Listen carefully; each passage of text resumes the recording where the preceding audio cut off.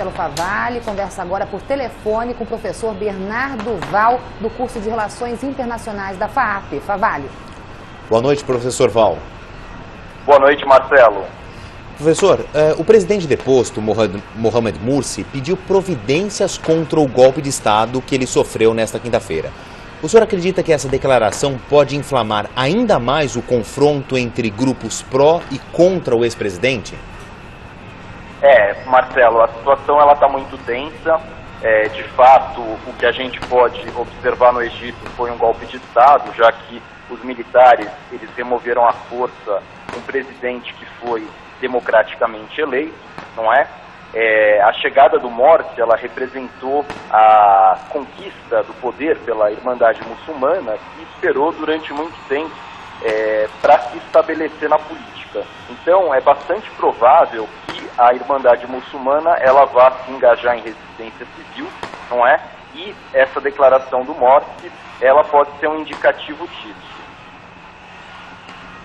Professor, os Estados Unidos ainda não se manifestaram com relação a essa mudança na cúpula do poder do Egito, o que não é muito normal da tradição diplomática dos Estados Unidos. O senhor acredita que eles estejam esperando alguém assumir efetivamente o país para se posicionar pró ou contra este governo interino?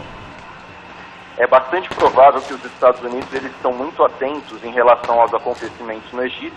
Algumas notícias dizendo até que os Estados Unidos eles estão retirando alguns funcionários da embaixada no Cairo.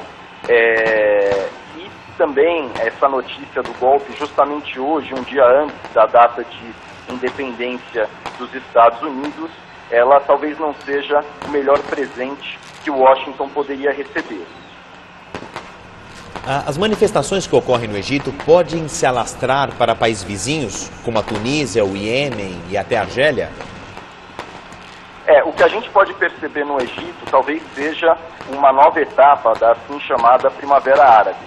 É complicado, inclusive, definir esses fenômenos que estão ocorrendo no Oriente Médio sob esse guarda-chuva geral de Primavera Árabe, porque cada um deles tem as suas particularidades.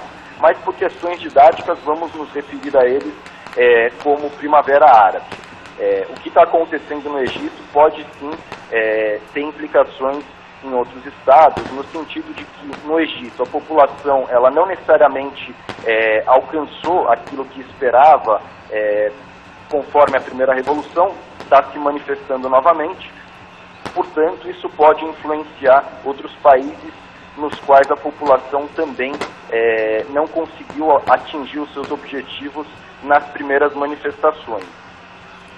Professor Val, essa revolução, como eles mesmos têm chamado, foi uma revolução relâmpago, assim como dizem os próprios manifestantes. Em pouco menos de 15 dias, as praças foram tomadas, houve uma pressão popular com a ajuda das Forças Armadas e derrubaram o presidente, coisa que não se repetiu em outros países que passaram por essa Primavera Árabe. Ao que o senhor atribui essa velocidade muito mais intensa dessa vez do que os acontecimentos de 2012 e 2011?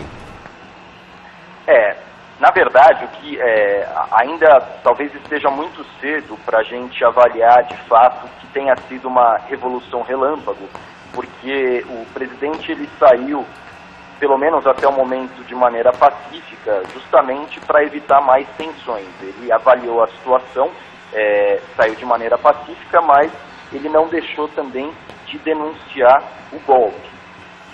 Nesse sentido, o que acontece no Egito, muito provavelmente o presidente Morsi ele não conseguiu conduzir a situação da economia política do país, portanto, não estava mais defendendo os objetivos dos militares, e os militares, que são a principal força política, o principal pilar do regime no Egito, eles deixaram de apoiar o governo do Morsi. A grande questão que se coloca agora é se toda essa oposição ao governo do Morsi ela tem capacidade de se organizar para assumir sob a forma de um novo governo civil.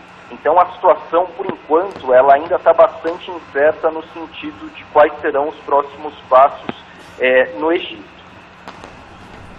Perfeito. Professor Bernardo Val, professor de Relações Internacionais, gostaria de agradecer a sua participação aqui na nossa cobertura especial e até uma próxima oportunidade.